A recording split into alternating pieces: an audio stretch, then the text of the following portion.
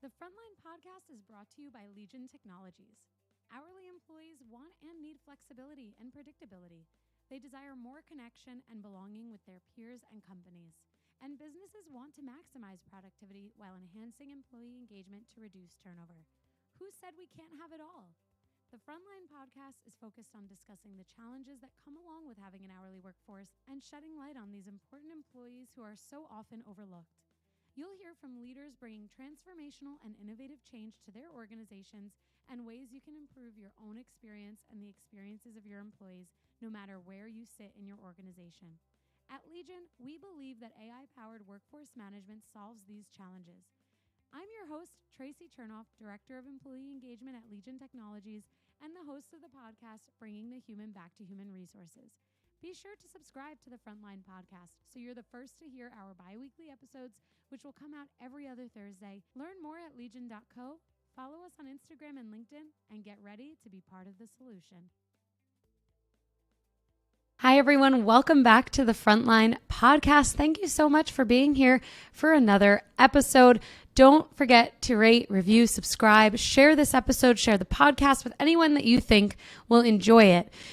This week's guest is Erin Diehl, and I have to tell you, I interviewed Erin for my own podcast. I was on her podcast, and we have really struck up a really nice friendship. And Erin is probably one of the most incredible people that I've had the pleasure of only ever meeting online. We've never met in person, but I can't wait for the moment where we do. Erin is amazing. She is thought-provoking, and she takes a really interesting and new approach to team building and engagement, and I think you're really going to love this episode. So let me give you a little bit of background into Erin. So Erin, aka Erin Big Diehl, is a business improv edutainer. Yes, I did say edutainer. You'll learn more about that today. A Failfluencer and Professional Zoombie. Through a series of unrelated dares, Erin created Improv-ing, a unique professional development company that pushes others to laugh, learn, play, and grow. Among her many accolades, Erin is most proud of successfully coercing over 26,000 professionals to chicken dance. Okay, this is what we're serious here. We are going to be in for a lot of laughs today. I can already feel it. Erin is a graduate from Clemson University and a former experiential marketing and recruiting professional, as well as a veteran improviser from the top improvisational training programs in Chicago, including the Second City IO Theater and the Annoyance Theatre. She has spoken on stages nationwide for all types of events and associations, including Disrupt HR, SHRM, HRMAC, and ATD. She's a member of the Chicago Innovation Awards Women's Cohort and graduate of the Goldman Sachs 10,000 Small Business Program. She is also the host of a proud host, I should add, of the Improv-ing podcast, which you can find anywhere you listen to podcasts, including where you listen to this one. And as I mentioned, I was on her podcast, and it is an amazing podcast. If you listen, you will love it. And when she's not playing pretend or facilitating, she enjoys walking on the beach with her husband, son, and 8-pound toy poodle, Big Diehl. Yes, her dog's name is Big Diehl. That is her toy poodle's name, Big Diehl, with 2 G's in big. So without further ado, I know you're going to love this episode. Here is my conversation with Erin. Erin Diehl! Oh my gosh, my friend, my confidant, my everything. You are back. I'm so glad we get to do this. Thank you so much for joining the Frontline podcast. Oh my God. Thanks for having me on the front line. I'm so excited. Tracy, any day I get to hang with you is a good day. Okay. Oh, likewise. I'm so glad we're doing this, and I'm so glad that you get to share your wisdom and impart your wisdom on even more ears today. Thank you for being here. Yes. Lots of wisdom in here. So get ready. Get ready. So much wisdom. So much wisdom. Can't wait. Listen, I have some questions that I ask every guest that'll be at the beginning of this episode and at the end. So to start, to kick us right off, tell us about yourself. Who are you? Where are you currently located? And what do you do?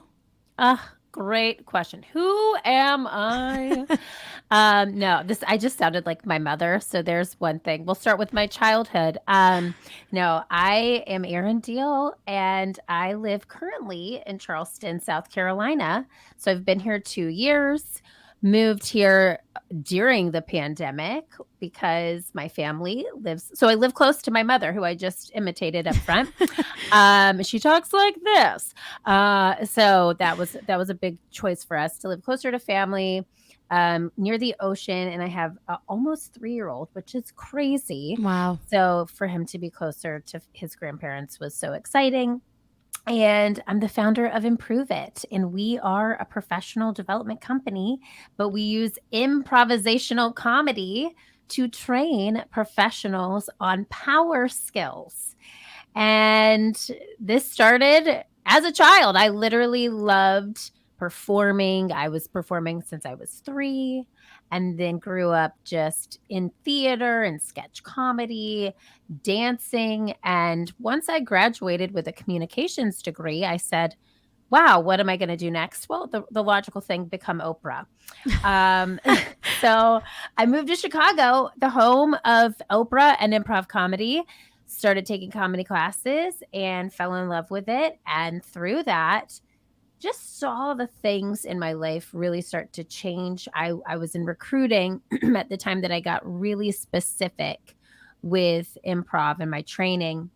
And I just saw everything in my personal and professional life shift because of this art form. So Improve It was an idea that I got in about 2011 and then launched in 2014. And we have been going ever since. And I will say we survived. We didn't thrive during the pandemic, but now we're back doing in-person work as well as virtual. And it's been a journey, but there's no testimony without the test. So right. I'm so happy that we're here, and it's been a crazy ride, but I love what we do. And I love that we're able to be back in person, connecting with people and sharing this art form of improv to help people be their best selves professionally. That's really what we do. No, that's amazing. And thank you for sharing your career journey with us too, because that would have been my next question. So you answered it already. And I love that. You are way ahead of the game. I first of all, the title of this episode is Improv-ing, or improving, a play on words there, engagement with a less than engaged workforce. And I remember when we first connected and you were navigating this like Zoom world, and now you call yourself a Zoombie, which I love. But I'm sure that being back in person just feels so right.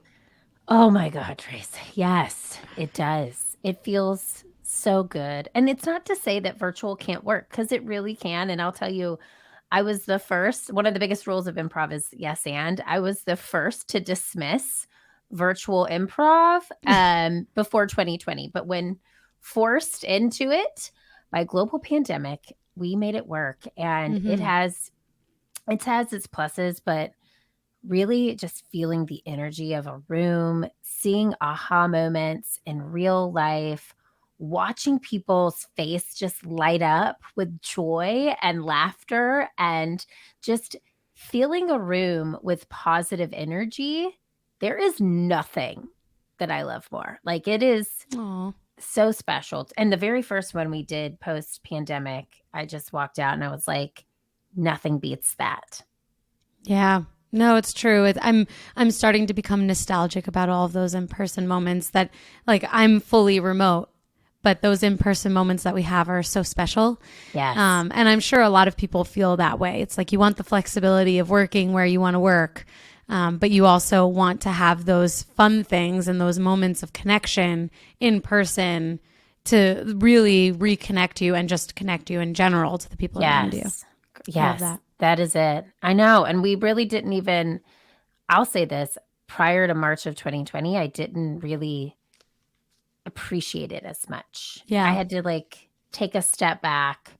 It's almost like reflecting on high school at the end of your senior year, and you're like looking through a yearbook. We go on. Right.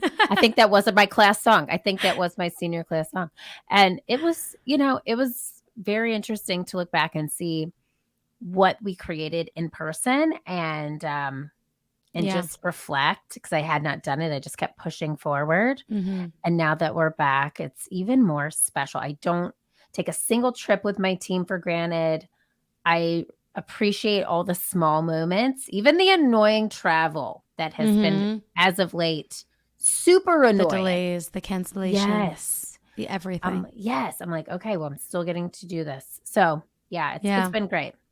No, that's awesome. And actually, I think this is a perfect way to segue into my first question, my first true question for you, which is, again, coming back to the title of the episode, we're giving it away a little bit. This idea of improv being the secret sauce to engagement in your world, as I have put it here. Can you expand on how improv became your method for engaging and connecting teams, and how, you know, even like the journey of like opening people's eyes to what improv can do for them? Yes. Okay. So it all started when I got back into improv. I was 27, and I remember walking back. I'd started it in my early 20s, done some hosting work, was trying to be Oprah, came back and really decided I'm focusing You're on Oprah improv. to me. I'm Oprah. You're Oprah to me. You know who's Oprah? We're going to call her out. Jan Jannerson. Yeah, Not Jan SHRM Jannerson. approved. We'll come back to that. Right.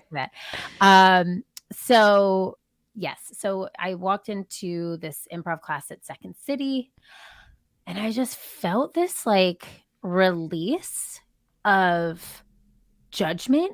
I felt like this sort of shield that I wore to be this professional and to show up in a certain way at work and in life fall. And I was able to be my true, authentic self. And that's a little weird. Tracy, you know me well now. That's a little weird. And I'm like, I can embrace this weirdo, right? Like I can be this full weirdo. And it felt so good. And so I started to really lean into this play. And then how this kind of came to be was I was working at a recruiting firm, and my boss at the time knew how much I loved improv. I came up with this idea through a friend of mine. She's an entrepreneur. We were sort of bouncing off ideas. She was running a program for women entrepreneurs. She asked me to join it. I said, I don't have an idea. Well, the idea for Improve It came as I helped pilot her course. And I told my boss at my recruiting firm at the time, who is still to date the most amazing boss I've ever had. She is just a fantastic leader. And she said, okay, well, what a fantastic idea. Why don't you pitch this idea to United Airlines, who was one of our clients at the time? So I did. And their head of talent acquisition said, I love this. Why don't you put together a workshop, pilot it, pun intended, to our team, and we'll give you some feedback. So I did that for a couple of sessions, a couple of different teams. And then it was like the moment that I started teaching in a professional setting. I said, this is it for me. This is where I'm supposed to be. I got chills. I felt all the vibes. Wow. And I said, this is who I'm supposed to be. And this is where I want to go. And so eventually just kept leaning into this. And I told my boss I needed to go part-time. And then it ended up when I was part-time, it was like a snowball effect. I went full-time Improve It. I left my recruiting job, but she was the biggest cheerleader. She taught me everything I know about building a business, networking, connecting with people. And it just started to really take off. And why it takes off, why it's so awesome is because of that feeling from that very first day of walking back into an improv class. It allows people's shields, the masks that they wear to work. And I'm not talking about the ones that we had to wear during the pandemic. I'm talking about these masks that were like, I am this person. It takes those masks, it removes them. And it allows people to be their authentic self, where they're in the moment, they're postponing judgment of themselves, they're postponing judgment of others, and they are reacting and they are interacting through play. So sounds mean, we kind of trick them into learning through laughter. And it is a beautiful thing to watch. I'm a witness to how it's transformed just me as a person, but I can literally bring groups of teams. So let's say you have a 20-person team. They will walk in 20 individuals, and in 2 hours, they will walk out in what feels like one cohesive group, not 20 people, one cohesive group through interactive play. That's super powerful. I mean, this idea again behind connection, it's so important every day, but Yeah. especially now when you have like distributed teams and remote teams and people all over the world working differently it's just, I can go on and on and on about how important that connection is. And I love that idea or that concept that people walked in as individuals and they left as a united team. And it's just so important, because when you do go back to your home office or you go back to the store that you work in, you remember those moments and you feel connected to the people that maybe you're not seeing every day, but it's just so impactful. And connection is like all we always talk about. We've talked about it forever before the pandemic. We've talked about it through the pandemic, and we're talking about it now. And everyone does have a different idea of what connection looks like. So how do you adapt engagement strategies based on the way in which teams are working? And especially if they're distributed and maybe this is potentially the first time they're all meeting together. Oh my God. Yeah. So truly what we do is we get super specific with a client on their objectives. So we say we don't measure the ROI, we measure the ROO, the return on your objective. So what is it that you want this team to walk away with? What is like how a movie has a log line? These are the 2 to 3 things that this movie is going to be about. What are the 2 to 3 things that you want this team to do, see, and feel in this session? And so when we get that specific, we are able to really tailor to whatever the team's challenges are.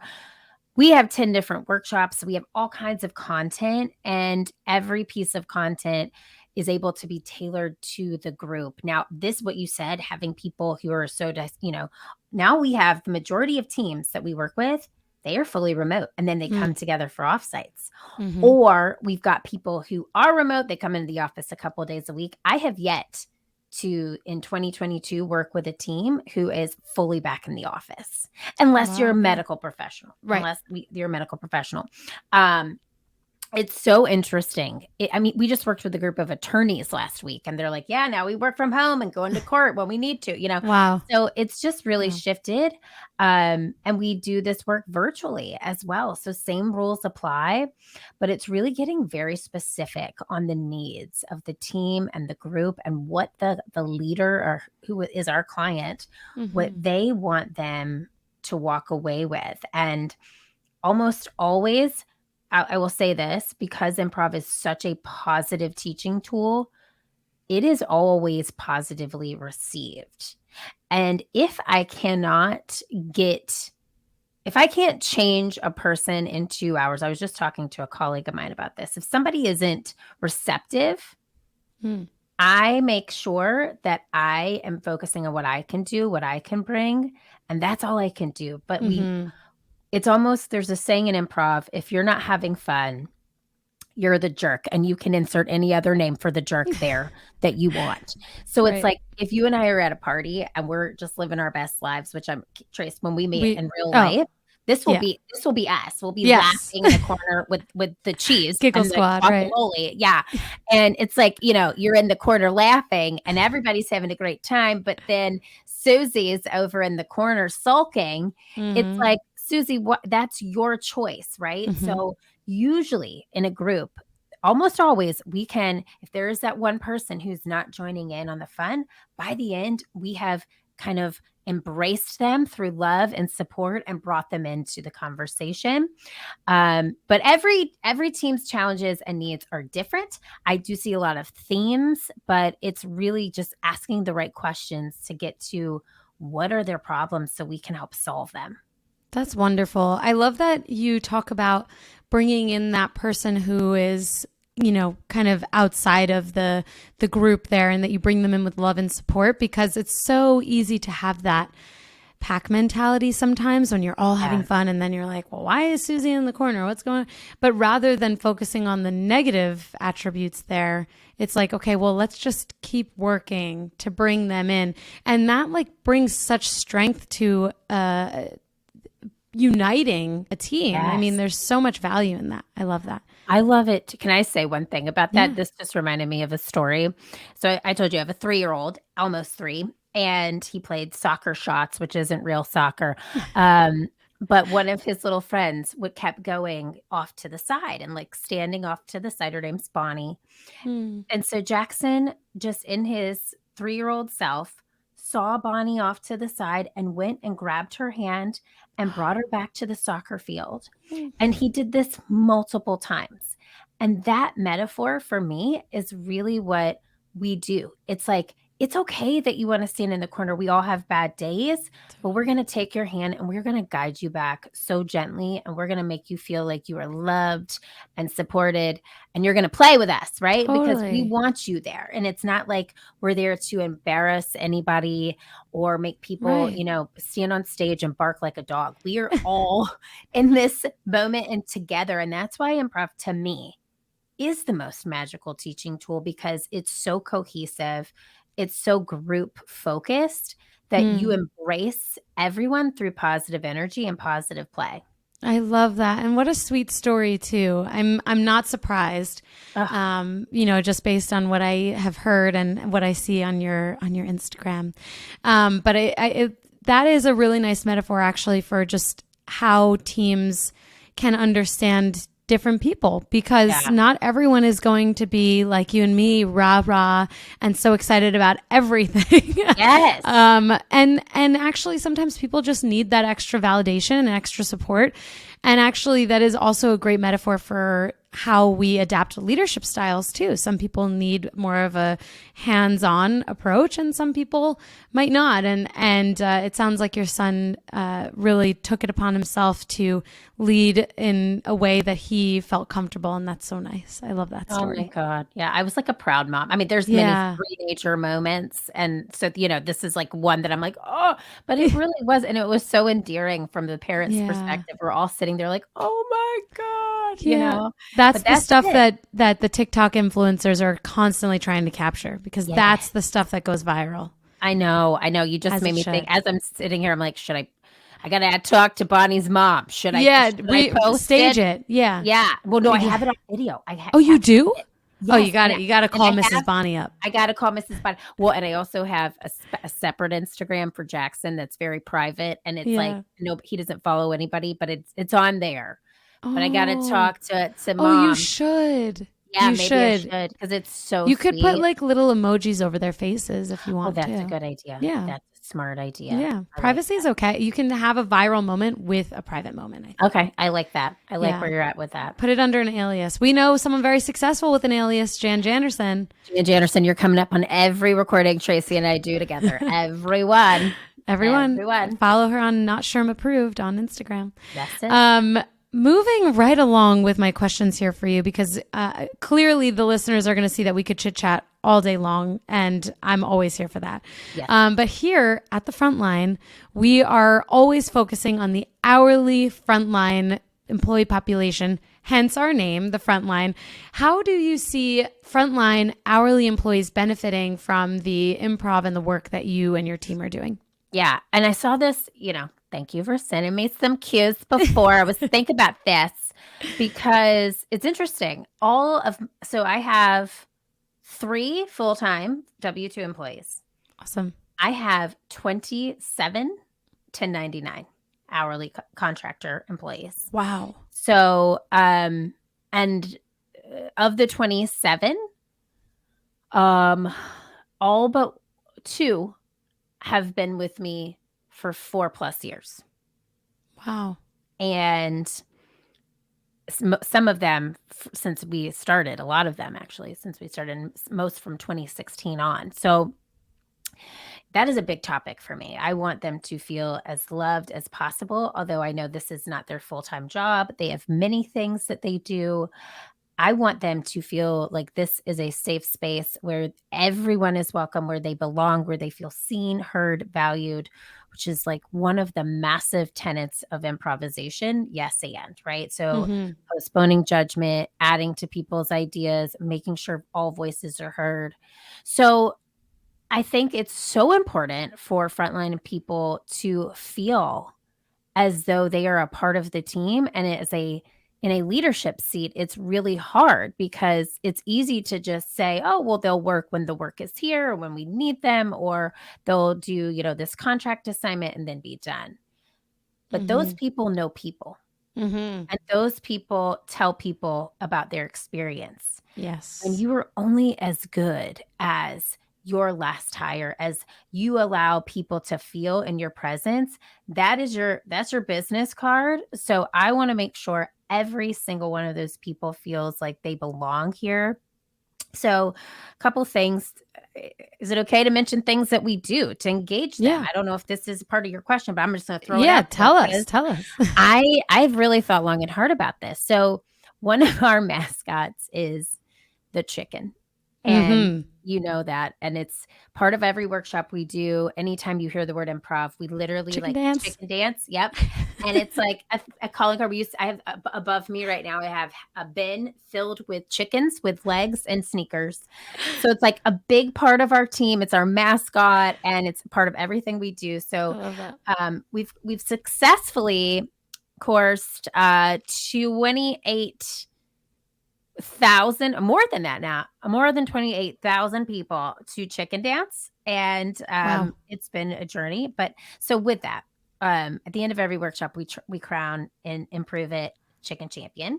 Oh my gosh. And so for our frontline workers and contractors to help lead and facilitate our workshops, we created a chicken champion of the month. So it used to be of the year, and we used to have everybody vote on who, this was like back before the pandemic. Every month we would have the facilitators vote and say who they thought really did a great job, who sort of got comfortable with the uncomfortable as a facilitator, who they saw really step up. And at the end of the year, whoever won the most amount of times or got the most votes would be the chicken champion. They would be given $500 to go do something that made them feel comfortable with the uncomfortable. Why we did it on an annual basis was when we had all of our facilitators in the same place. So all of our people were in Chicago. Now, because we're so distributed and we got people in New York, Chicago, LA, Charlotte, North Carolina, we do a monthly. And so it's just, we ask people to tell us who they've seen really step up in sessions, go above and beyond. And so we recognize them in a monthly newsletter, and each one of them gets a $25 gift card to go do whatever makes them feel valued, whatever makes them feel comfortable with the uncomfortable, because that's really what our mascot, the chicken, is all about, getting outside of your comfort zone. So finding things that are relevant to your brand, your values, which is, again, that's one of our values, and recognizing and appreciating your frontline workers, I think goes a long way. I agree. And actually, this was going to be my next question, like what leaders can do to better engage their hourly employees. And I think that's a really good tip. And I think one thing that leaders can do in addition to that is just like ask the question, what are your frontline employees looking for? What do they need? Yeah.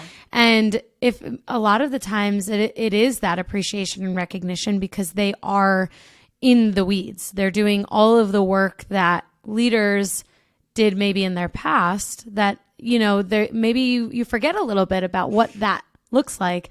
And so I love this story. I think it's amazing, first of all, that you have such an expansive team and that you have, you know, your full-time employees, but you also have contract employees, because they are different and they have different needs. And when we think of frontline, whether it's retail or in small businesses or whatever that looks like, they all have different needs, but they're, at the end of the day, employees still want all of the same types of things. We all want to feel appreciated. We all want to feel recognized, et cetera, et cetera. So I love that. And I love the chicken of the month idea. Thank you. Thank you. It's been fun. And let me say something to that too, because I have one of my teammates who is a contractor. She has been with me since day one. She is our director of talent. She is literally everything. She's helped hire and train all of these people. When you said, you know, ask them, what do they want?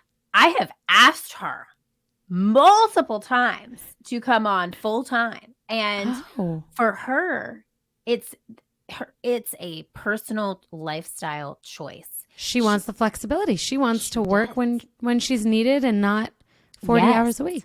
And she is very into fitness. She's writing a pilot right now. She's got, a couple other things that she loves doing. And this for her, she loves this work and will continue to do so. But really, me listening to her has made her the most engaged frontline worker that we have. She literally, and she is the face of a lot of things that we do. And so it really is that empathy and really listening to their needs, because what works for her is not going to work for Jenna, who's my director of client experience, who is in the office every day. It's just, so it's really recognizing that and understanding what makes each person motivated. Totally. And kind of going from there. We talk about that a lot, not only on this podcast, but also at my company at Legion Technologies. We talk about flexibility a lot, and that people just want agency over their lives. Like some people want to work 7,000 hours a week, and some people want to work 12, and that's okay. It's all about figuring out how you meet in the middle and where the business needs and the employee expectations and needs kind of converge. So I love that.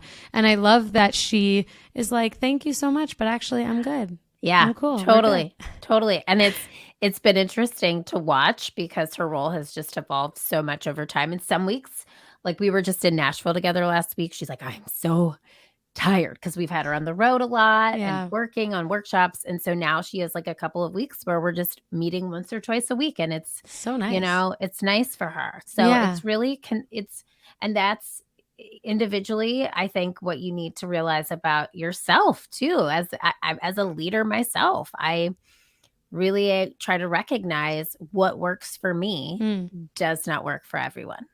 Yeah. Oh, that's a hard realization. Yes. Yeah. It's something that like you always continue to evolve and learn, because I don't think you like learn that once and then it's always ingrained in you. It's almost like rebuilding your skills, because you have to constantly shift the way that you work with specific people and the way you lead and all of that. It's an evolution every day. Namaste on that. Namaste. I hear that. I know it is. And I think that we evolve as people. If we're not evolving, what are we doing? And I think looking back on some of the leadership styles that I had in the early days of Improve-It, I'm like, thank God people are still with me today. Old Erin, man. Oh, shoot. I'm sure you were still great. No, right. But, there's always, that's why progress is good. It's always good to improve it. Oh, you see what I did there? What you did there. I like that. Pun intended. Pun fully intended. Yes. Yes. So I only have a couple more questions for you. And the last one is like totally philosophical. So this is my last, hard-hitting question for you today. Erin, thank you so much for being here again. You always talk about this, and you even talked about it already earlier, that bringing levity to the table is one of the major ways to have success in team building and engagement strategies, which is, again, more important, in my opinion, now more than ever. How can leaders do this in a way that is authentic and builds on their unique company culture? Because every company is different. Some companies are going to love everything and others might not. So how do they like take what is true and authentic to their culture, but still bring levity into this strategy? Yeah. And I really like what you said. It doesn't feel forced. It doesn't feel inauthentic. And I truly believe that comedy and levity comes from, it's not like throwing out a one-liner punchline or, telling a knock-knock joke. It is reacting to the thing that was said last. It is allowing that sort of, you bring a brick, I bring a brick, I put another brick down, you put another brick down. By the end, we're going to build a house together. That's comedy. So like one way to it's so easy and it's free, is to listen to what your people say and then add something to it. And if it makes them smile, even better. Yeah. And that right there, not only does it build trust because people feel heard and valued, what it does is it allows you to be reactionary in the moment and present, because that to me is how levity exists, when you're genuine in the moment. You have a girlfriend who, and I feel like you and I've gotten there before, like you have serious belly laughs, and it's like, and you can never replicate those belly laughs again because you're so giggly. Like whatever happened will never happen again. But it's just like in that moment, you're laughing so hard at the thing that you are reacting to. Those moments of pure just play and reactivity can only happen once. And that happens when you take a step back and you really listen. So putting down the distractions, closing a million tabs on your computer when you're in a Zoom meeting, or you're, actually in person with a person, putting the phone down and just being fully present will allow the levity to occur. And it's awesome. When I was talking about those belly laughs, like you and I right there, we were both kind of smiling and giggling together because we thought about a time where we had that moment and something maybe happened recently that makes you smile and brings joy to your face. And really, that moment is what people will remember. That's the genuine moment. And it's always, that saying, people don't remember what you said. They remember how you make them feel. I mean, I'm thinking about to this weekend when I had friends in town and we were just crying, laughing over a stupid game of horse and basketball. I was thinking of a we had friends in town also when we were playing a card game of mature nature. And it was hilarious. Yeah, it's true. Yeah. When you get that laugh. And it's because you were genuinely playing that card game. No one was on their phones. Yes. So nice. Same. We were so focused on this silly game that I haven't laughed that hard in forever, but that's, as leaders, really what you have to do is like put away the distractions, put away the noise, just focus on the other person, and the levity will follow. It really will. I love that. I know. I'm like thinking about these laughs that I've had, and I can think of, and we've definitely been there. I think even on your podcast, we had a few hearty laughs, which I'm going to have to put that link in the show notes because it's a worthy listen. Oh my God. I loved having you on the show. I mean, I told you, any day I get to talk to Tracy is a good day and it's like, okay, so think about that just right there. You are like sunshine to me. And I feel like I want to go towards the sun, right? You are my sunshine. You are my sunshine. But it's like, you're a magnet. I'm like attracted to the good energy. And so I'm really big on that as a leader. If you put the good energy into you, you'll be able to put that good energy out. And when you put out good energy, you can magnetize a culture where people feel seen, heard, and valued. There's nothing more to say. Mic drop. That's right it. There. I might be writing a keynote on that very topic. I don't know. I don't know. You really should. I really am. Oh, you are? Really, okay. It's really fresh in the brain right now. I can't wait to be able to hear it, hopefully, somewhere at some point. Recorded or whatever. Yeah, I will. You're going to get I need you as like part of the pilot audience. Okay. I'm here. I can be a little feedback friend. Okay. Thank you. I'm really like, you're the audience of one right now. I just came up with this idea. Great. Done. Okay. All right. Count me in. See you there. Okay. Tracy, it's just you and me. I'm doing this thing for you. No, maybe I should do that with a small group. So anyway, but that's really it. It's like energy is what people are attracted to, and what, if you want to engage going back to frontline workers, that is it. People, they have a million other choices they could work because they are not, they don't belong to this company. But if they choose to keep coming back, it's because there's been some sort of magnetic force, sunshine, whatever you want to call it, that keeps reeling them back in. I love that. And my final question for you, again, philosophical, it's something we ask every single guest that comes on the podcast. And that is, what is the best advice that you've received that you continue to live by? It can be work advice, personal advice, whatever comes to mind. Yeah. And so this is really easy for me. It's like the saying I always say if I'm scared or if I'm nervous or whatever. It's like, no risk, no champagne. And it's also there's also one other I have. You remember on Home Alone when he's about to like go back in and the robbers are there and he goes, "This is it. Don't get scared now."